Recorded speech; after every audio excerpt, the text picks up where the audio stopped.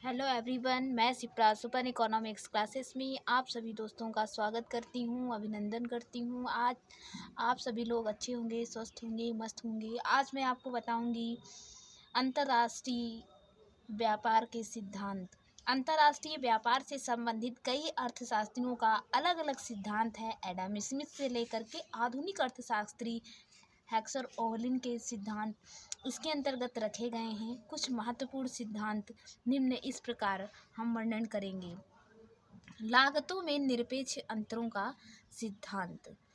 लागतों में निरपेक्ष अंतरों का सिद्धांत। एडम स्मिथ ने सर्वप्रथम इस सिद्धांत की व्याख्या की और स्वतंत्र व्यापार के पक्ष में एडम स्मिथ द्वारा प्रस्तुत तर्क का केंद्र बिंदु श्रम विभाजन के कारण प्राप्त होने वाला लाभ था। यह अंतर्राष्ट्रीय स्तर पर श्रम विभाजन लागतों में निरपेक्ष अंतरों के पाए जाने की अपेक्षा रखता था।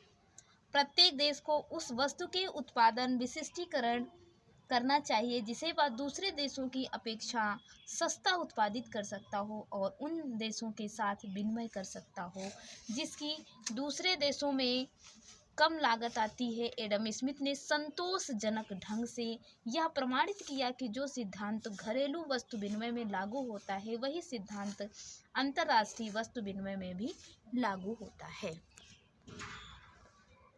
तुलनात्मक लागत सिद्धांत। तुलनात्मक लागत सिद्धांत का प्रतिपादक रिकार्डो हैं। इसके विकास का श्रेय मिल, कीन्स तथा बेस्टेबल को जाता है। इस सिद्धांत की आधुनिक व्याख्या करने वालों में अमेरिकी अर्थशास्त्री टासिंग तथा जर्मन अर्थशास्त्री हैबलर का नाम उल्लेखनीय है। तुलनात्मक लागत सिद्धांत की आधारशिला विभिन्न देशों में उत्पादन की भिन्न भिन्न परिस्थितियों पर रखी गई है। भौगोलिक श्रम विभाजन विशिष्टीकरण को जन्म देता है जिसके फलस्वरूप उत्पादन उन वस्तुओं का उत्पादन करता है जिसमें उसे विशिष्टीकरण प्राप्त होता है। Okay student. अवसर लागत का सिद्धांत। अवसर लागत सिद्धांत का प्रतिपादन प्रोफेसर हैबलर ने किया है। अवसर लागत से आशय एक वस्तु को दूसरी वस्तु से प्रतिस्थापित करने की लागत से है। अवसर लागत को त्यागे हुए विकल्प के रूप में व्यक्त किया जाता है। उदाहरण के लिए उत्पादन के विभिन्न साधनों का एक संयोग यदि 2x या 4y का उत्पादन कर सकता है तो 1/1 के उत्पादन की अवसर लागत 1/2x हो जाएगी। ओके। अवसर लागत सिद्धांत की स्थितियाँ। अवसर लागत सिद्धांत की स्थितियाँ निम्न 3 प्रकार की स्थितियाँ होती हैं। नंबर 1 है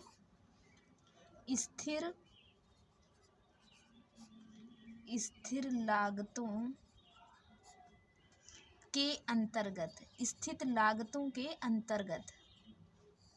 स्थिर लागतों के अंतर्गत क्या होता है? इसमें उत्पादन की जो स्थिति की कल्पना की जाती है। दो वस्तुएं जैसे ए और बी वस्तु है, प्रतिस्थापन अनुपात समान ही रहेगा।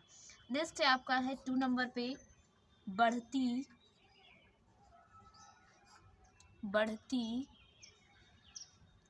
लागतों के अंतर्गत। बढ़ती लागतों के अंतर्गत यदि इन वस्तुओं का उत्पादन बढ़ती हुई लागतों के अंतर्गत किया जाता है तो जो प्रतिस्थापन वक्र होता है वो मूल बिंदु से नतोदर होगा। तीसरा है अवसर लागत की स्थिति का घटती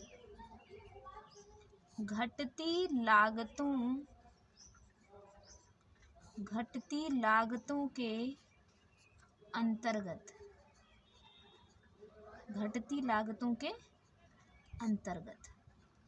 घटती लागतों यदि दोनों वस्तुओं का उत्पादन घटती लागतों के अधीन होता है तो प्रतिस्थापन वक्र जो मूल बिंदु होता है उससे क्या होता है?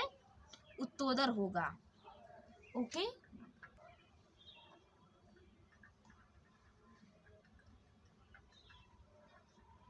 नेक्स्ट टॉपिक है हेक्सर ओवलिन सिद्धांत। अंतर्राष्ट्रीय व्यापार के आधुनिक सिद्धांत की व्याख्या स्वीडिश अर्थशास्त्री बर्टिल ओहलिन ने वर्ष 1933 में प्रकाशित अपनी पुस्तक inter regional and international trade में की थी। चूँकि ओहलिन के विचार वर्ष 1919 में हेक्सचर द्वारा प्रस्तुत किए गए विचारों से मिलते जुलते हैं, इसलिए इस सिद्धांत को हेक्सचर ओहलिन का सिद्धांत कहा जाता है। इस सिद्धांत में ओहलिन अंतर्राष्ट्रीय व्यापार को आंतरिक एवं अंतर्राष्ट्रीय व्यापार की ही एक विशिष्ट दशा मानते हैं और इसलिए इनके विचारों में अंतर्राष्ट्रीय मूल्यों में निर्धारक कारक भी वही है जो आंतरिक व्यापार में मूल्यों को निर्धारित करते हैं। ओहलिन ने वस्तु की उत्पादन लागत के विश्लेषण के लिए श्रम समय को आधार मानना उपयुक्त नहीं समझा, बल्कि उन्होंने मुद्रा लागत पर विचार किया।